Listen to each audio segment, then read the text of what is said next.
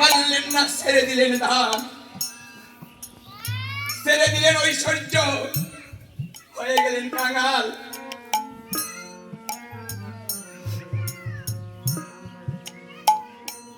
যেখান থেকে ভক্ত ভক্তি করে দুপুরটা নয়নের জল দেয়, আমার গোবিন্দ সেই ভক্তের কাছে ছুটে যায়। এই দুপুরটা ভক্তের নয়নের জলের মূল্য দিতে তিনি আজ গুলোক বিহারী গুলোক নাম ছেড়ে গুলোকে আসলেন, মনুষ্য রূপ ধারণ করলেন, ভক্তের কাছে চলে এলেন।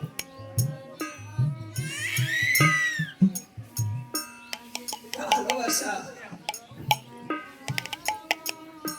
এখানে এসে নববৃন্দাবন করলেন। কেন? তিনি কথা দিয়েছিলেন রাধা রানীর কাছে যে হে রাধা রানী, যেখানে বৃন্দাবন নাই সেখানে তুমি আমাকে যেতে দেবে না। তাই আমি কথা দিলাম এই পৃথিবীতে অসংখ্য বৃন্দাবন হবে, সেই বৃন্দাবনে আমি তোমাকে নিয়ে থাকবো। আজকে যেখানে বৃন্দাবন হয়েছে, এই নববৃন্দাবন আর সেই বৃন্দাবনের মধ্যে কোনো পার্থক্য নেই। আমি সেখানে যাব, এবার সদায় হব, আমি ভক্তের কাছে বিক্রি হয়ে যাব। এই বৃন্দাবন থেকে ভক্তরা আমাকে কিনে নিয়ে বাড়ি যাবে, আমি এবার সদায় হয়ে যাব। তাই এখানে হাট বসেছে, বেচা কিনে হচ্ছে, ভক্তরা কিনে নিচ্ছে।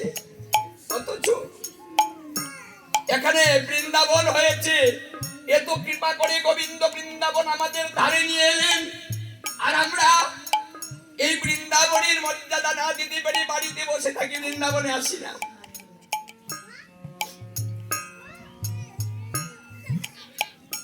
আত্মীয় বন্ধু বান্ধব নিয়ে, ছেলে মেয়েদের নিয়ে আমরা ঘরে ঘরে আনন্দ করছি, আর এখানে আমার গোবিন্দ একা বসে আছে, ভক্তগণ নেই। ওই ভক্তগণ তাদের জন্য আমি বৃন্দাবন ছাড়লাম, আর তারা ঘর ছাড়তে পারলি না। যেগুলো আমার গোবিন্দ সবকিছু ছেড়ে দিয়ে আমাদের জন্য এখানে আসতে পারলেন, আর আমরা সবকিছু ছেড়ে দিয়ে ঘরটা ছাড়ে এখানে আসতে পারি না। কতদিন পরে দেখা হয়েছে, গল্প করছি, একটু ভেবে দেখেছেন আমার গোবিন্দ ধরাধামে আসলেন কেন? এই অধপতিত জীবকে উদ্ধার করার জন্য আবার তিনি গৌর রূপ ধারণ করেছেন। তিনি কথা দিয়েছেন আমি কলিজীবকে হরিনাম দিয়ে উদ্ধার করিব। এখানে যে ভক্তি বলে দুপুরটা নয়নের জল দিবে, তার কাছে আমি বিক্রি হয়ে তার দাস হয়ে যাব।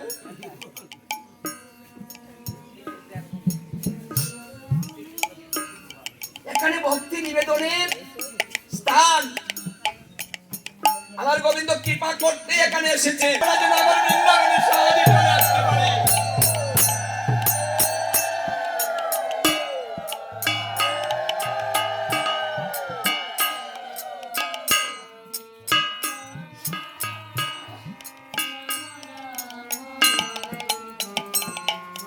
হরে কৃষ্ণ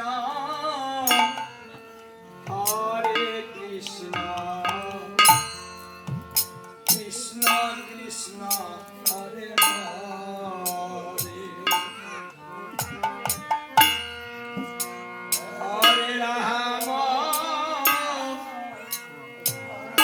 হরে রাম, রাম রাম হরে হরে।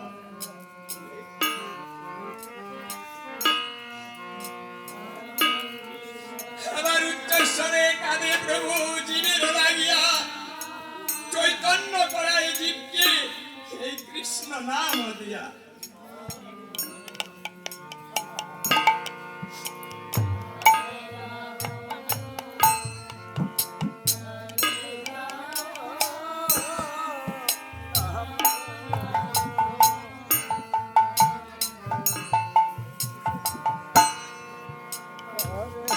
হরে কৃষ্ণ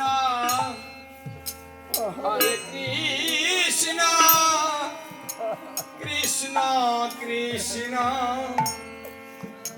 হরে হরে, হরে রাম হরে রাম রাম রাম হরে হরে।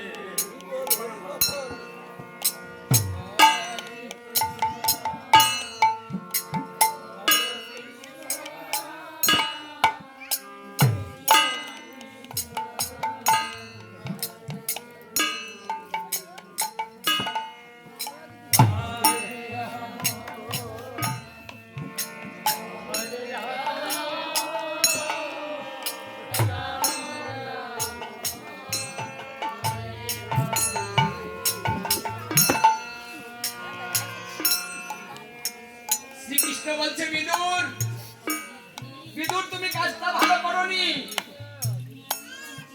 আজ তোমার অপরাধ হয়েছে। বিদুর বলছে প্রভু, সে তোমাকে কলার পূজা দিয়েছে, ওটা বলেছি আমি, তাহলে অপরাধটা আমার কেন হবে? দেখুন, একজনের চুটা সেবা দিচ্ছে, আরেকজনে বলে দিচ্ছে, কিন্তু যে সেবা দিল তার অপরাধ হলো না, আর যে বলে দিল তার অপরাধ হয়ে গেল। কেন হয়েছে জানেন? শ্রীকৃষ্ণ বলছেন, হে বিদুর, আমি কি সেবার জন্য কাঙাল হয়ে এখানে এসেছিলাম রে? আমি যদি সেবা করতাম তাহলে দুর্যোধনের গৃহে করতাম, কিন্তু সেখানে ভক্তি নেই, তাই তো চলে এসেছি। আমি ভক্তি গ্রহণ করতে এসেছি, সেবা নয়। ভক্তি করে ভক্তি কি দিচ্ছে সেদিকে লক্ষ্য করি না, সে কতটুকু ভক্তি আমাকে দিচ্ছে আমি সেটা গ্রহণ করছিলাম। আর তুমি এসে কি করলে? ভক্তের ভক্তিটাকে নষ্ট করে দিয়ে তার ভিতরে তুমি ভয় প্রবেশ করিয়ে দিলে।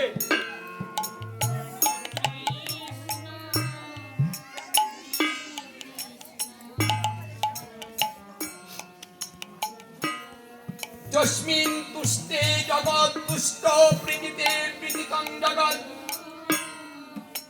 ভগবান তুষ্টে জগৎ তুষ্ট, এই সেবার দ্বারাতেই আমার ভগবানকে তুষ্ট করা সম্ভব। বিদুর, ভক্তি করে যে আমাকে দে, আমি তার সাদরে গ্রহণ করি, আর অহংকার মিশ্রণ করে রাধে আমি সকাল থেকে সহস্র যুদন দূরে থাকি, আমি তার কাছে থাকি। তাই মধ্যাহ্নে যখন সেবা হয় তখন সকলেই এসে যার যার ভক্তি নিবেদন করতে হয়। বাড়িতে বসে সময় নষ্ট করবেন না। আপনারা না আসলে কীর্তনিয়া কীর্তন করতে পারে না। ভক্তের শক্তি আমার ভগবানের শক্তি। ভক্ত যদি না থাকে শক্তি থাকে না। ভালো দল খারাপ হয়ে যায় যদি ভক্ত না থাকে, খারাপ দল ভালো হয়ে যায় যদি ভক্তের শক্তি থাকে। এই জন্য যেখানে ভক্ত সেখানেই ভগবান, যেখানে ভক্ত নাই সেখানে ভগবান।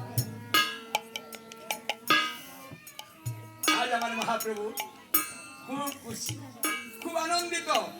ভক্ত গৃহে মহাপ্রভুর ভোজন বিলাস, তাহার আনন্দে হরিদাস।